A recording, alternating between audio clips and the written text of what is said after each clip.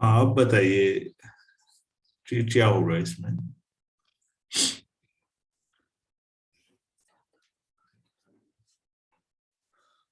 System में आप हमेशा देखिए ना कि पोटेंशियल एनर्जी है क्या आपके पास, W final minus W initial का डिफरेंस, क्योंकि काइनेटिक बढ़ नहीं रही है, बढ़ा वो स्पीड बढ़ानी नहीं है कहीं, तो वर्क डन ये चीज और यू नेगेटिव आ रहा है, तो इसका मतलब क्या हुआ, नेगेटिव कब आएगा। जब सिस्टम वर्क करे। हाँ, जाहिर सी बात है, क्योंकि आपका फाइनल वर्क ज्यादा नहीं है, इसका मतलब आपका मतलब एज ए एक्सटर्नल एजेंट, तो इलेक्ट्रिक फील्ड के द्वारा वर्क डन है उसमें, तो यही है, ठीक हो गया, तो work done by the system हो जा रहा है, तो वो नेगेटिव आएगा। चलो भाई, थोड़ा और आगे कुछ सवालों पे, थोड़ा सा छोटे छोटे सवालों पे और ध्यान देते हैं।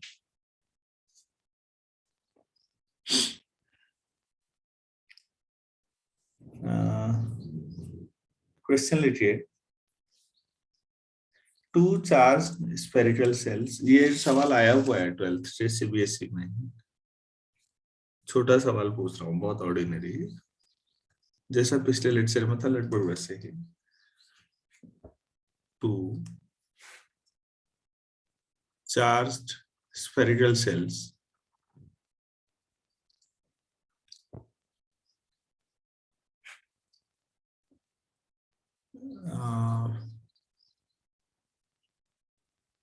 of radii r1 and r2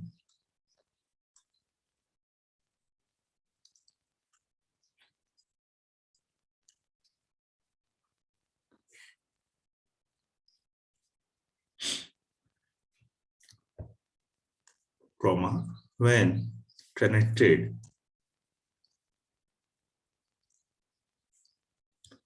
by a conducting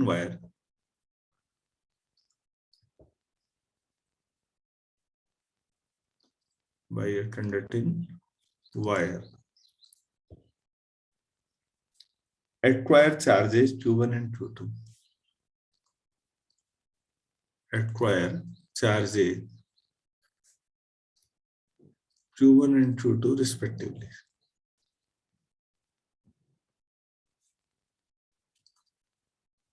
Find the ratio of their surface charge densities. Find the ratio of their surface charge densities in terms of their radii.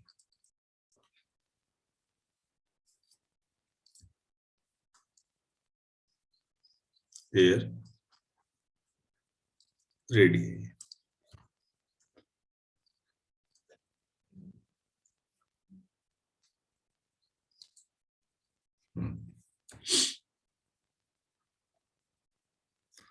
तो इस पर क्या कहना चाहेंगे आप। 2014 में आया था सीबीएसई 12वीं के एग्जाम में।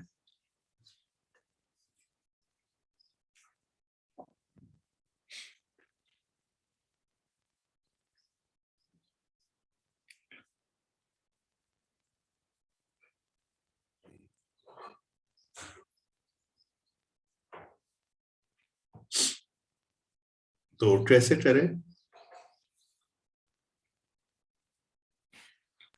मान आपने electric field sigma upon epsilon not हो जाएगी। हमें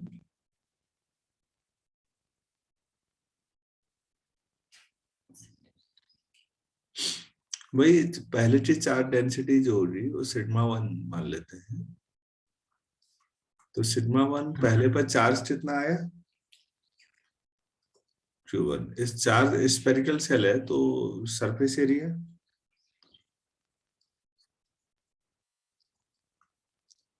तो 4πr² जो होता है पूरा सरफेस एरिया है, और उस सरफेस पर q1 चार्ज डिस्ट्रीब्यूट है, तो डेंसिटी ये होगी।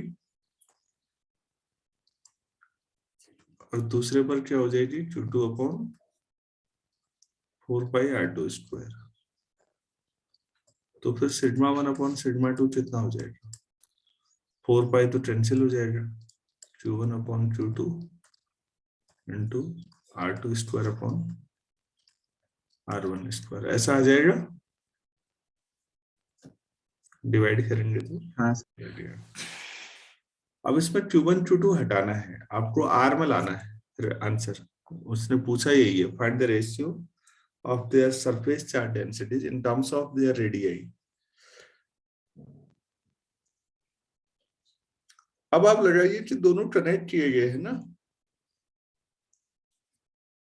हाँ सर। उनका उनकी सरफेस पर पोटेंशियल सेम हो जाएगा। तो उस एक्सप्रेशन को बराबर करने से Q1 Q2 और R1 R2 में रिलेशन आएगा कोई।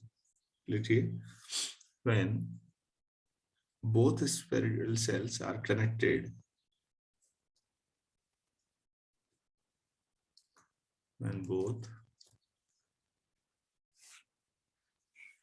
spherical cells are connected, तो V1 equal to V2 on their surfaces,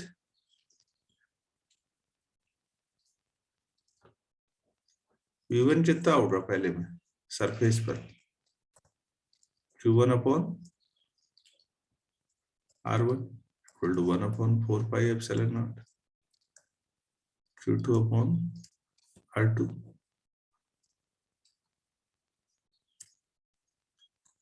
This implies Q1 upon Q2 की जो क्या रख सकते हैं, R1 सर और R2 ना, इसको 1 में रख दीजिए,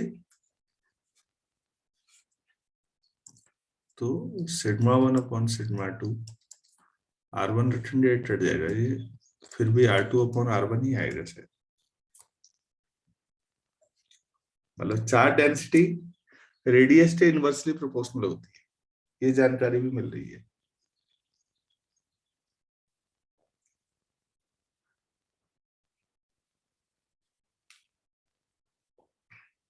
भाई जिसका रेडियस ज्यादा होगा उसमें चार्ज डेंसिटी कम होगी, और जिसका रेडियस कम होगा चार्ज डेंसिटी उसमें ज्यादा होगी, यह हमें मिला।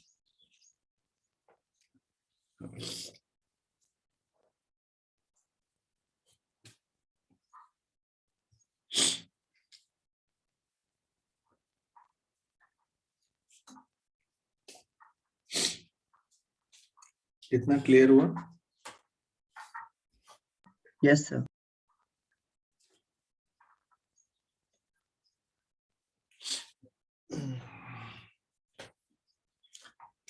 ठीक, चलो फिर एक क्वेश्चन और करते हैं थोड़ा सा।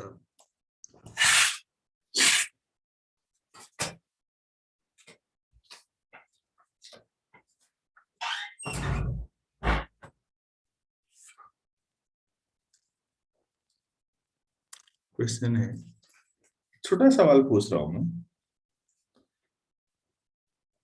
2 पॉइंट चार्ज है, ठीक है, ऐसे ये +Q है, ये -Q है, और उनके बीच की दूरी D है।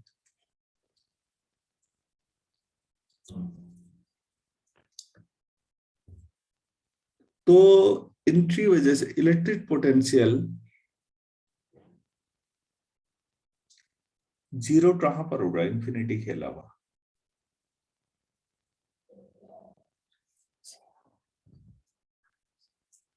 वो जहां जहां पर 0 होगा उन पॉइंट्स के बारे में बताइए, वो क्या स्ट्रक्चर बनाएंगे?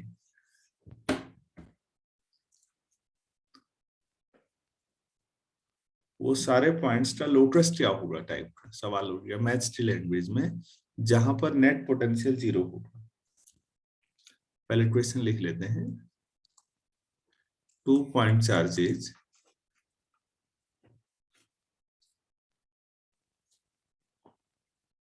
+Q and -Q are separated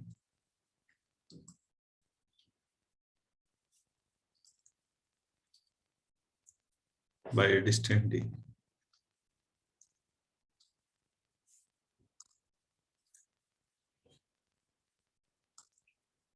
मैं 3 लैंग्वेज में लिखाता हूँ. What is the lotus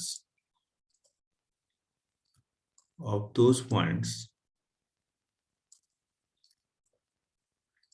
where net potential is 0.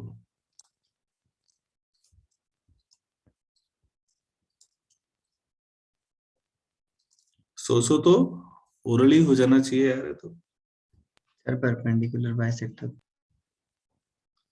तो लोटस क्या बनाएंगे वो परपेंडिकुलर बाइसेक्टर पे तो फिर लाइन बनेगी ना. हाँ 3D में सोचिए तो प्लेन बनेगा बेटा. सर.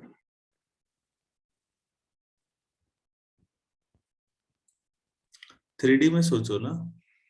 हाँ सर बिल्कुल प्लेन बने. ये +2 है, ये -2. अब 3D में समझा पाना मुश्किल है. परपेंडिकुलर बाइसेक्टर लाइन नहीं. आप r दूरी पर फिर ऊपर को लो या r दूरी में ये रोटेट कर दो चारों तरफ परपेंडिकुलर डायरेक्शन में. क्या मैं समझा पा रहा हूँ. हाँ सर. r रेडियस वेक्टर को घुमाते जाओ जैसा है, तो हर जगह पर पोटेंशियल फिर भी 0 होगा या नहीं होगा 3D के हिसाब से. हाँ सर. तो एक प्लेन बनेगा और उस प्लेन के हर पॉइंट पे पोटेंशियल 0 होगा.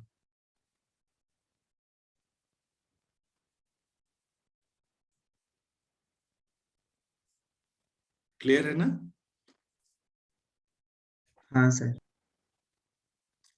मानवेंद्र ये आपको समझ में आ रहा है नहीं आ रहा है. Yes, sir. अच्छा आ रहा है ना. श्योर हो. Yes, sir. चलो ठीक है. तो सवाल छोटा है लोटस से समझे मतलब वो सारे पॉइंट्स बताने थे. हम डिराइव करते हैं तो लाइन पे बात कर रहे होते हैं, तो मुझे इसीलिए लगा कि इस सवाल पे दोबारा बात की जानी चाहिए. कोई बच्चा लाइन ना समझे. लाइन तो ठीक है परपेंडिकुलर बाइसेक्टर क्या 2D में तो लाइन बनेगी 3D में प्लेन बन जाएगा. तो ये अच्छा सवाल है उस सेंस में मेरी नजर में.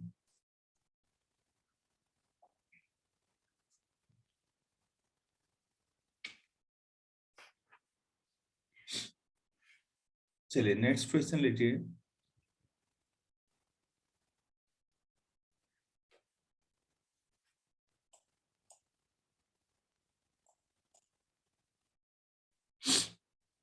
तो सवाल है अब अगला.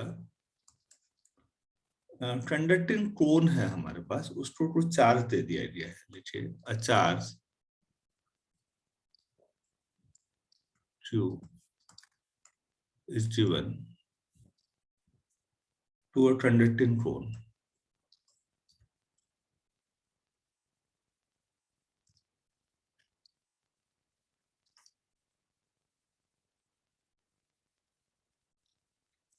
तो पहला है is the charge density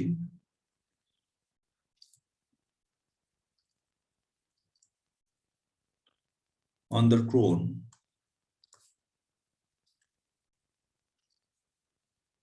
at all points is same.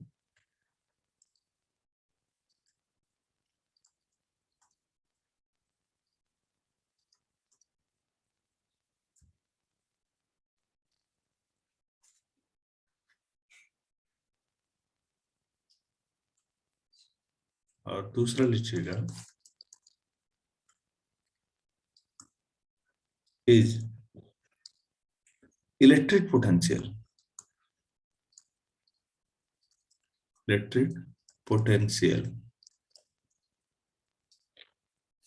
at all points on the surface of cone same. At all points on the surface of cone same.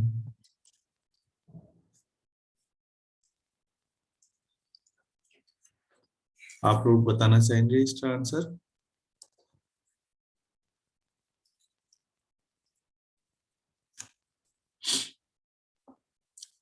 एक कंडक्टिंग कोन है, कोनिकल शेप है. अब स्फेयर नहीं लिया, sphere में symmetry बहुत है ना, कोन जैसा ले लिया। 3D स्ट्रक्चर में कोन कैसा होता है आप सोचिए, तो बताइए।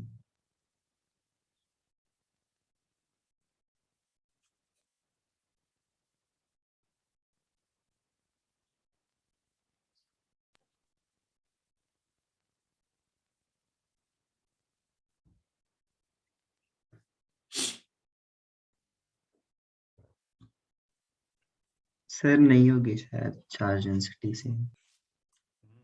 बहुत बढ़िया, सही आंसर है। सोचो ऐसा, लेकिन क्यों? सर मैं रीजन वैसे समझा तो नहीं पा रहा, पर मुझे ऐसा लग रहा है सर जो कोन का टिप होगा सर, जहाँ पर ज्यादा शार्प होगा सर वहां पर ज्यादा होगी चार्ज डेंसिटी। हाँ बेटा, ये अभी आपने पीछे एक सवाल पढ़ा था, वो स्फेरिकल के लिए था, लेकिन उसने भी ये बताया था कि ये इनवर्सली प्रोपोर्शनल हो रहा है, ऐसा आया था। हाँ सर। मैं दिखाता हूँ, ये देखो उल्टा आ रहा है ना फाइनली। इसका मतलब सिग्मा रिप्रेजेंट्स 1/r। तो जहां पर रेडियस ज्यादा है वहां पर चार्ज डेंसिटी कम होगी, जहां पर रेडियस कम होगा चार्ज डेंसिटी ज्यादा होगी। ठीक, आप कहेंगे सर रेडियस कम ज्यादा क्या होता है? अरे भाई, हमने जो डेरिवेशन किया वो जरूरत से ज्यादा सिंपल चीज के लिए किया, वो क्या स्पेयर के लिए हर बार। अरे स्पेयर में तो रेडियस हर जगह सेम ही होता है, उसमें क्या बड़ी बात है।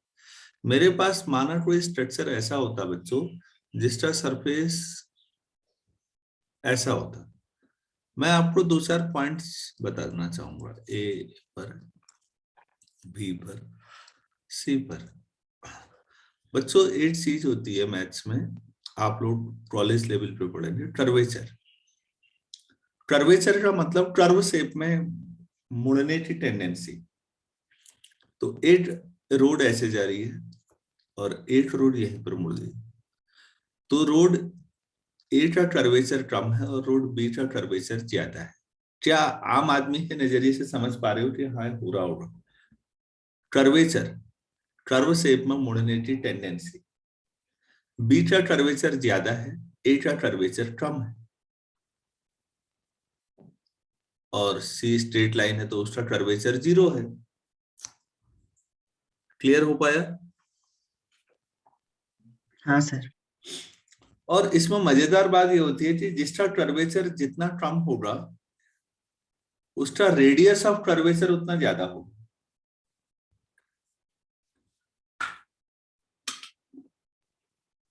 मतलब भाई, अगर आप इसको कर्वेचर मानते हो तो इसका अगर पूरा सर्कल बनाओगे तो कैसा बनेगा सोचिए, कुछ ऐसा। हाँ सर। अगर कर्वेचर ज्यादा कर देता मैं ऐसा, तो अब जो सर्कल बनेगा वो छोटा बनेगा बड़ा? सर छोटा है। तो कर्वेचर जितना ज्यादा होगा सर्कल छोटा बनेगा नॉर्मली, तो रेडियस ऑफ कर्वेचर उतना कम होगा। कर्वेचर कम हो। कर्वेचर और radius of curvature inversely proportional है। जो जितना कर्व शेप में जल्दी मुड़ेगा तो उसका रेडियस उतना बड़ा होगा।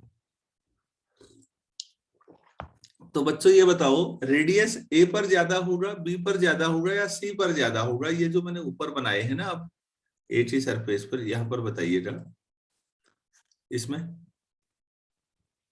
सर सी पे ज्यादा होगा। सी पर कर्वेचर सबसे ज्यादा कहां पर होगा?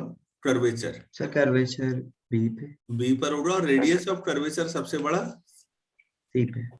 तो मेरे दिमाग में आ रही है बात कि जहां पर एकदम बेंडिंग आ रही है, ज्यादा तेजी से मुड़ रहा है, वहां कर्वेचर बहुत ज्यादा है लेकिन वहां रेडियस ऑफ कर्वेचर बहुत कम होगा। तो सबसे कम आर जो होगा वो बी पर होगा ना। Yes sir. आर कम होगा तो अब फॉर्मूले में आंसर में आइए तो सिग्मा प्रोपोर्शनल टू 1/r लिखा है मैंने। रेडियस कम होगा तो सिग्मा क्या होगा वहां पर? सर ज्यादा होगा। बिल्कुल। अगर इतनी मैथमेटिकल समझ है, मैंने आउट ऑफ बॉक्स चार्जेस समझाने की कोशिश कर दी, मैंने 11th-12th के हिसाब से नहीं समझाया। कर्वेचर हमारा बहुत बड़ा चैप्टर होता है बच्चों मैथ्स में, लेकिन इतनी समझ तो आ सकती है यार, इतने सामान्य सी बात है। अब यार एक बात बताइए, ये कौन है? कोई कौन ज्यादा फैला हुआ लगता है तो ऐसा बना देते हैं, ऐसी कोई दिक्कत नहीं। मेरे पास ए है, बी है, सी है, और कोई पॉइंट डी भी ले लेते हैं बीच में। कौन 3D स्ट्रक्चर जैसा सोचिए। तो ए पर कर्वेचर बहुत ही ज्यादा नहीं हो रहा, ए पर एकदम बेंडिंग, शार्प बेंडिंग। हाँ सर। तो ए पर कर्वेचर बहुत ज्यादा है, तो रेडियस ऑफ कर्वेचर बहुत कम होगा। हाँ सर। और रेडियस अगर बहुत कम है तो सिग्मा बहुत ज्यादा होगा।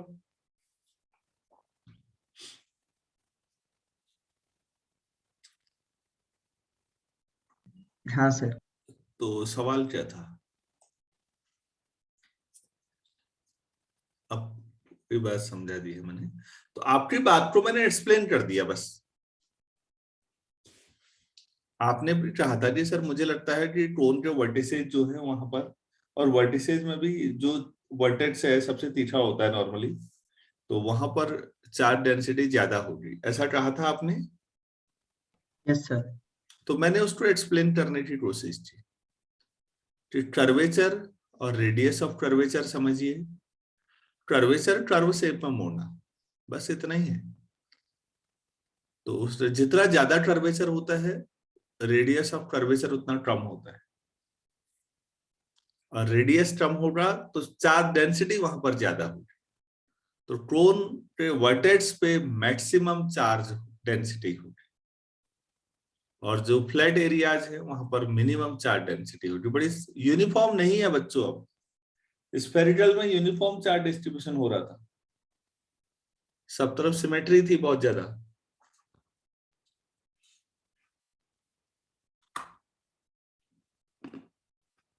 पहले का आंसर हो गया मेरी ओर से। अब आप लोग जो लिखना चाहे अपनी इच्छा से। दूसरे के बारे में चर्चा।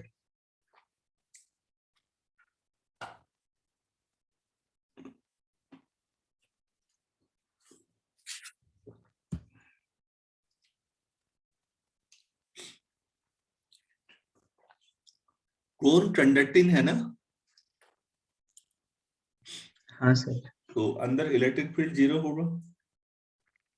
Yes sir. Electric field zero होगा तो बेटा फिर बाहर पोटेंशियल को कांस्टेंट होना पड़ेगा। अरे भाई कांस्टेंट का ही तो डेरिवेटिव जीरो होता है। हाँ सर समझ। तो पहले वाले का आंसर आप लोग लिखेंगे, दूसरे का लिख लो। Since cone is conducting,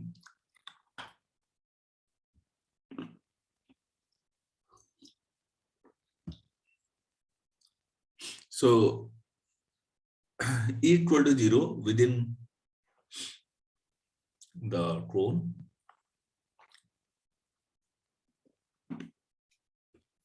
E equal to क्या हुआ, माइनस dB अपॉन dr। हाँ अब आप E 0 लिख रहे हैं तो V equal to constant on the surface।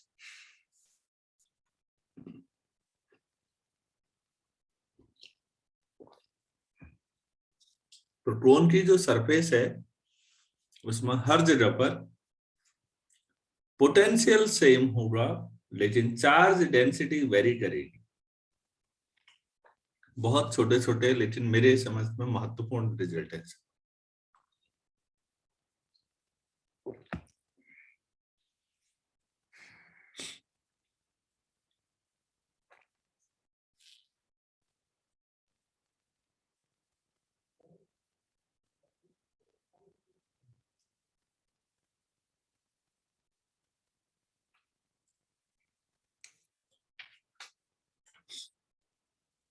तो यहां तक मेरे ख्याल से अब चीजें समझ में आ गई होंगी।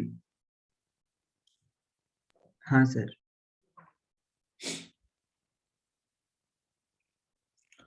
तो यार मेरे ख्याल से तो अब लगभग हो गई हैं चीजें। अब बाकी आपकी मेहनत है, आप कितना और कर सकते हैं, इतना काफी है। अब इसके बाद मैथ्स चलेंगे 5:45 पे जुड़ते हैं। चलिए, थैंक यू।